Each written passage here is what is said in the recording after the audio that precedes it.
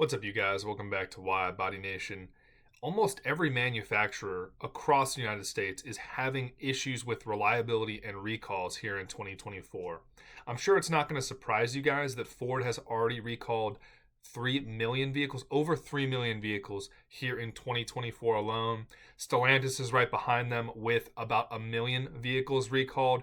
Even some of your Chargers and Chrysler 300s have been recalled for a pretty serious safety issue with the airbags. So, hope you guys have already gotten that fixed. But even Toyota, the master of reliability, has been not having a great time, not as much with recalls, but with production halts, with quality assurance issues at their plants, especially in Mexico, which led them to halt production for 19 days very recently, which really rings a bell to me back when Chrysler, Dodge, and Jeep and Ram were halting production for weeks and even months back in 2020 through 2022, which I'm sure you guys all remember very vividly. So, with that being said, make sure you guys get your Mopars protected at destroyer1320.com. We did just release the F-150, the modern F-150 neutral release cover there as well. And for any make and model, regardless of what type of vehicle you have, TrackHawk GPS is a GPS and a kill switch that you can operate via your phone. Very, very convenient. Also operated via your computer should your phone be out of battery or anything like that. So appreciate y'all for looking out for yourselves and protecting your own vehicles. And if your vehicle is stolen, I still will repost it on Instagram and on YouTube, but I prefer not to have that happen because I get hundreds of DMs every week about, oh, my vehicle stolen, please repost it, how do I find it? And I just don't really enjoy helping people find their vehicles when they're stolen. I'd rather have you protect it up front, and then you never have to DM me unless you just want to. So with that being said, let's start with Ford because they are the worst perpetrators here. Ford has had 25 recalls in 2024 so far, comprising of over 3 million vehicles. They had a massive one recently, which impacted almost 1.9 million Explorers because the A-pillar trim could detach. That just sounds like a quality assurance thing. I mean, I don't know about that one.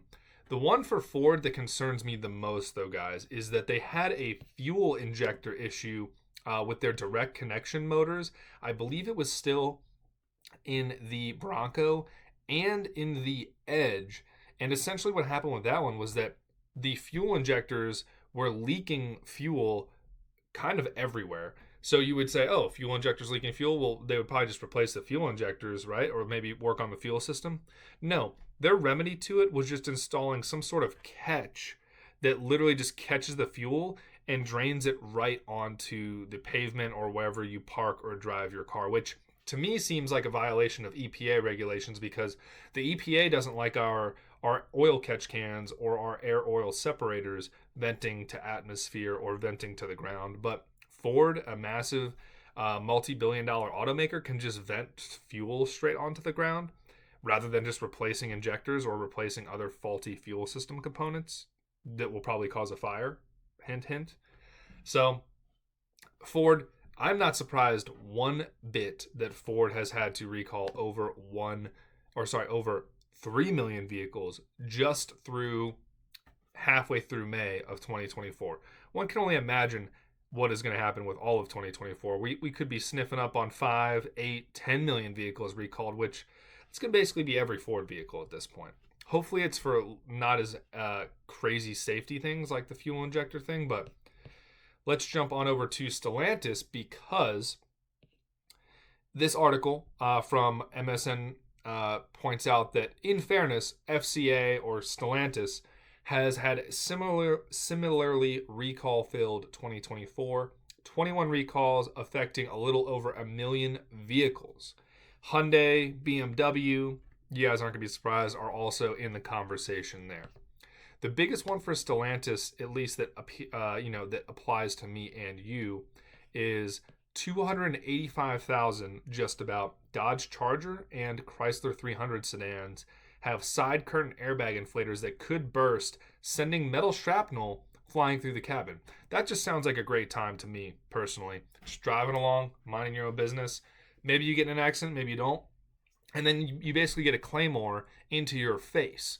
Unless you're really leaning back, and then maybe it'll miss you. Maybe that's why Mopar owners lean back so far in their seats. Maybe I'm jacked up here. Maybe I should be doing that. Chemical reaction issues there, water corrosion, cracks. This is a safety one, guys.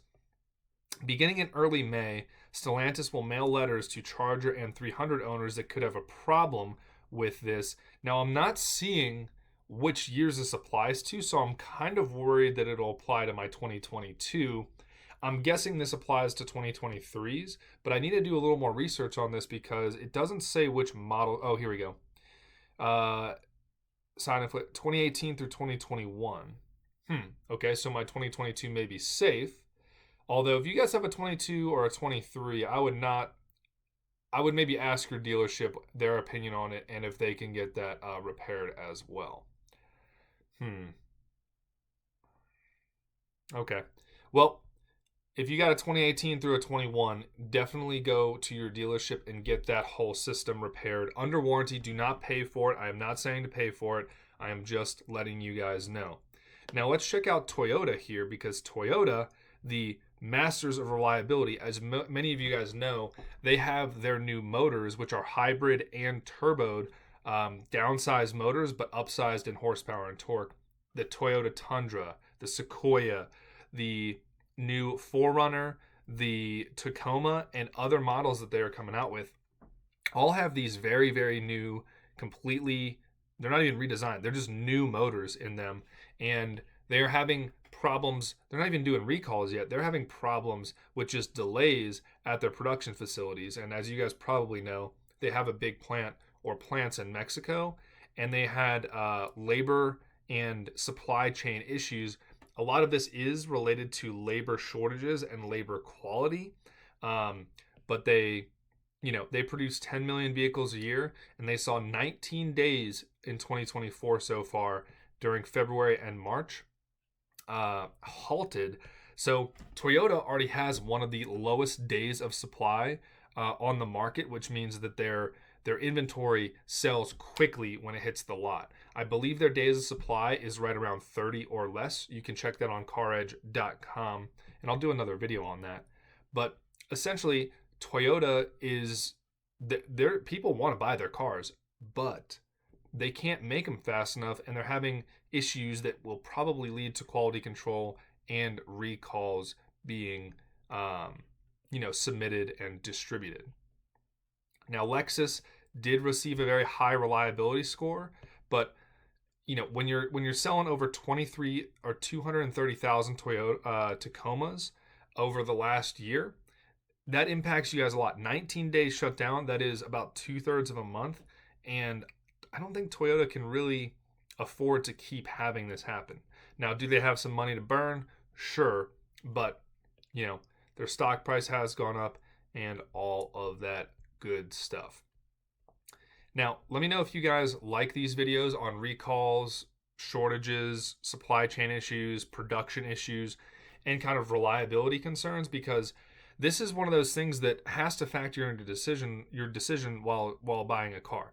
I mean, I think Ford makes some cool cars, but right now Ford is not in my search for a new vehicle, because the Fords I've owned, I've had two Ford Raptors. They were both 2019s, and I had those long enough, and my friends have had those long enough, that right around that warranty expiration, they were starting to have these little gremlins pop up. Window motors, transmission lights coming on the dashboard.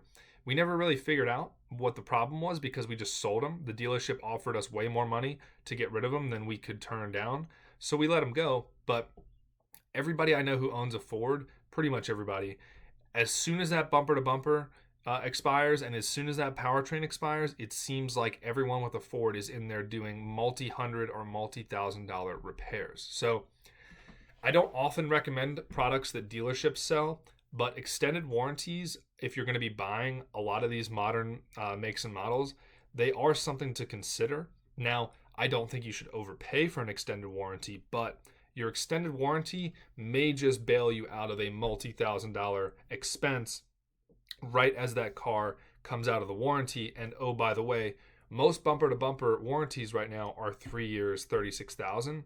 Most people are financing for 60, 72, or 84 months. So you're still paying that hefty car payment for double the amount of time that that warranty covers. So my general rule of thumb for people is get a warranty that covers how long, a bumper to bumper warranty for how long you plan to keep the car, because you want to be covered for the entire time you're making those payments. Because God forbid that car goes down and you don't want to pay for the repair and you're still having to make those payments.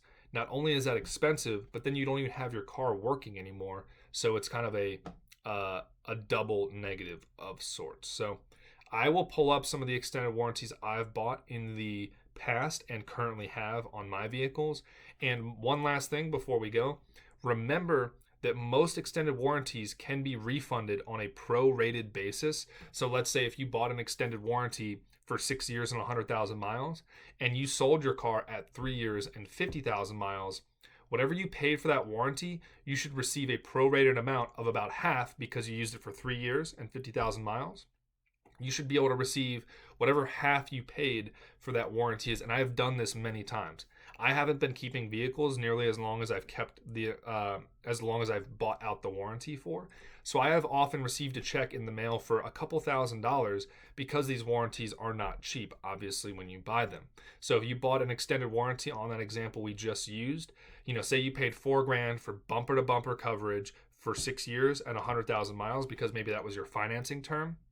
If you only drove the car for 3 years and 50,000 miles, you used exactly half of that extended warranty. So you need to call that extended warranty company when you trade your vehicle in or sell your vehicle and go ahead and get that refunded to you in the form of a check or an ACH, wire deposit. And this works. I promise you guys that works as long as when you bought the warranty, there is the clause in it that says you can get a prorated refund for the warranty that you basically didn't use.